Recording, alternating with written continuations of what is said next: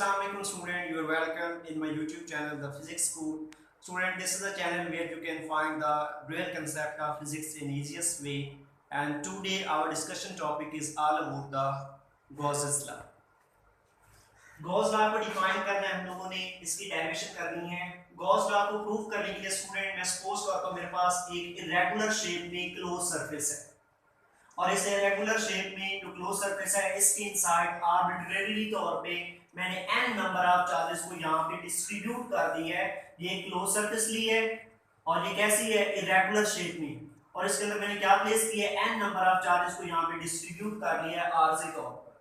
तो मेरा काम क्या है, मैंने इन n नंबर ऑफ चार्जेस को यहाँ पे इस क्लोज सरफेस में जो मैंने प्लेस किए हैं उनकी वजह से इस क्लोज सरफेस का टोटल फ्लक्स कितना प्रोड्यूस हो रहा है, वो फ्लक्स की वैल्यू स्टूडेंट मैंने यहाँ पे फाइंड आउट करनी है। तो बड़ा इजी मेथड है। देखें, रिसेंटली हम लोग एक टॉपिक कर चुके हैं, the electric flux through a close surface enclosing a charge. एक क्लोज सरफेस के पास हम लोग इलेक्ट्रिक फ्लक्स फाइंड कर चुके हैं जिसके इनसाइड हम लोगों ने चार्ज को प्लेस किया था। तो उसका फार्मूला था phi E is equal to Q dividing epsilon naught। इस वीडियो का लिंक मैं अपनी डिस्क्रिप्शन की वीडियो में इसकी डिस्क्रिप्शन में डाल दूंगा, आप लोग ये लेक्चर अच्छी तरह से समझ सकते हैं। तो वहां पे हमने क्या देखा था, एक क्लोज सरफेस ली थी, उसके इनसाइड हम लोगों ने चार्ज प्लेस किया था, तो उसकी वजह से जो इलेक्ट्रिक फ्लक्स वहां पे प्रोड्यूस हुआ था उसकी ये वैल्यू थी। अब यहाँ पे चूंकि मैंने ये क्लोज सरफेस के inside n number of charges को डिस्ट्रीब्यूट किया है, इन n नंबर ऑफ चार्जेस की वजह से इस क्लोज सरफेस में कितना फ्लक्स प्रोड्यूस हो रहा है उसकी वैल्यू को मैंने यहाँ पे डिफाइन करना है।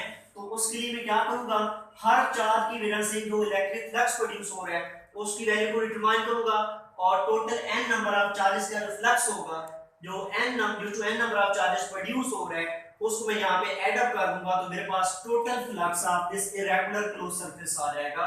तो यहाँ पे मैं इसको लिखूंगा total flux phi E that is equal to the flux due to charge Q1 plus flux due to charge Q2 plus flux due to charge Q3 plus up to so on n number of charges है plus phi n। This is the total flux of this irregular closed surface, and this is student the flux due to charge Q1, this is phi 2 charge due to flux due to charge Q2 and phi 3 flux due to charge Q3 and up to so on flux due to charge n particle। तो यहाँ पे इनकी values को मैं यहाँ पे put करूंगा ये कैलकुलेशन यूज करते हुए कि एक चार्ज अगर है हमारे पास phi 1, उसकी वजह से फ्लक्स होगा Q1 dividing by epsilon not, phi 2 की वजह से same Q2 dividing by epsilon not up to so on phi n Qn dividing by epsilon not. ये सारी वैल्यूज को इस इक्वेशन 1 के अंदर मैं यहां पे पुट कर देता हूं। phi e ये रहेगा Q1 dividing by epsilon naught plus Q2 dividing by epsilon naught plus Q3 dividing by epsilon naught plus up to so on plus Qn dividing by epsilon naught equation number 2। अब देखिए equation 2 में एक चीज common आ रही है, वो है 1 और एप्सिलॉन नॉट, इसको कॉमन कर लें। phi e 1 और epsilon naught Q1 plus Q2 plus Q3 plus up to so on plus Qn। Equation number 3 को जरा गौर से देखिए स्टूडेंट। इक्वेशन नंबर 3 में देखिए Q1 plus Q2 plus Q3 plus Q1, ये तमाम जो charges n number of charges इस क्लोज सरफेस में हम लोगों ने सेपरेट आउट किए थे, डिस्ट्रीब्यूट किए थे, उनका समीशन है, मीन इसको हम लोग बोल सकते हैं total charge enclosed in this close surface. Mean ये जो चीज है इसको बोलेंगे total charge enclosed in surface. तो इसकी वैल्यू को यूं में लिख सकता हूं, total charge enclosed in closed surface। इसको इक्वल लिखूंगा कैपिटल Q और ये हो जाएगा Q1 Q2 Q3 plus up to so on Q1। तो मीन ये जो था Q1 Q2 का समीशन जो हो रहा था ये total charge of in a close surface हो जाएगा। तो इसकी वैल्यू को यहां पुट कर सकता हूं, तो ये हो जाएगा equation 4, put the equation 4 in equation 3। ये हो जाएगा phi e is equal to Q dividing by epsilon not. What is this? This is a Gauss law. This is a Gauss law. अब इसकी डेफिनेशन लिखना चाहे हम लोग यहाँ पे, इसको मैं यहाँ पे लिख देता हूँ. phi E is equal to the total charge enclosed in surface dividing by epsilon naught. The flux in a closed surface, क्योंकि हमने closed surface ली थी, flux in a closed surface is equal to 1 over mu times total charge enclosed in that surface. एक surface में flux कितना होगा, एक closed surface में flux कितना होगा स्टूडेंट? ठीक है, 1 over mu times जितना उस surface के अंदर चार्ज होगा उसका फ्लक्स उतना, उसकी value total flux enclose in that surface होगी. ठीक है, ये हमारे पास है total flux in a close surface is equal to the 1 over mu times total charge enclosed in that surface होगा. तो ये हमारे पास एक्सप्रेशन आ गया किसका?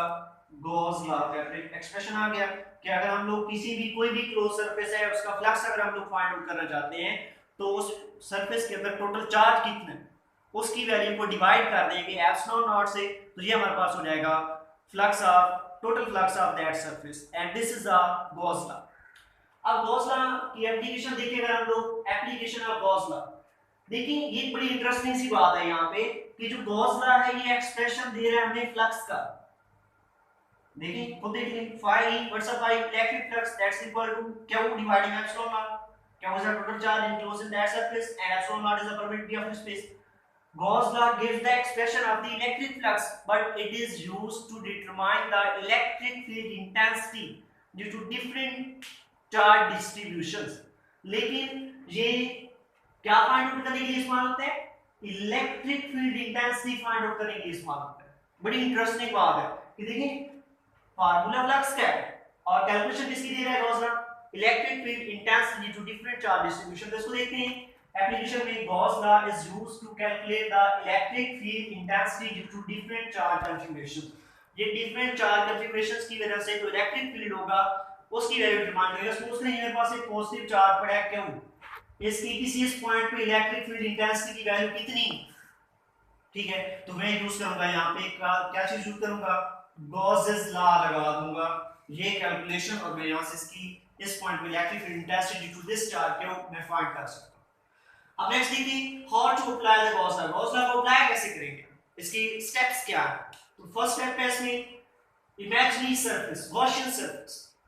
देखिए गॉस लॉ को अप्लाई करने के लिए क्लोज सरफेस का होना जरूरी है. अगर आपके पास क्लोज सरफेस नहीं है तो आप लोग गॉस लॉ अप्लाई नहीं कर सकते. The imaginary surface that should passes through a point at with the electric field intensity to be a measure, and that surface, that imaginary surface, is known as the Gaussian surface. That surface is known as a Gaussian surface. जिस किसी point पे आप लोग electric field intensity major करना चाहते हैं, ठीक है, वहां पे चेक आउट करें क्लोज सरफेस होना जरूरी है. अगर नहीं है तो आप लोग लेक्ट करेंगे. क्लोज सरफेस जो होगी वो जो इमेजिनरी सरफेस होगी वो कैसी होनी चाहिए वो आगे हम लोग देखते हैं, लेकिन क्लोज सरफेस होना जरूरी है. जिस किसी पॉइंट पे इलेक्ट्रिक फील्ड इंटेंसिटी की वैल्यू को आप लोग मेजर करना चाहते हैं स्टूडेंट, वहां पे क्लोज सरफेस का होना कंपलसरी कंपोनेंट है. अगर क्लोज सरफेस नहीं होगी आपका ये गॉस लॉ है ये एप्लीकेबल नहीं होगा.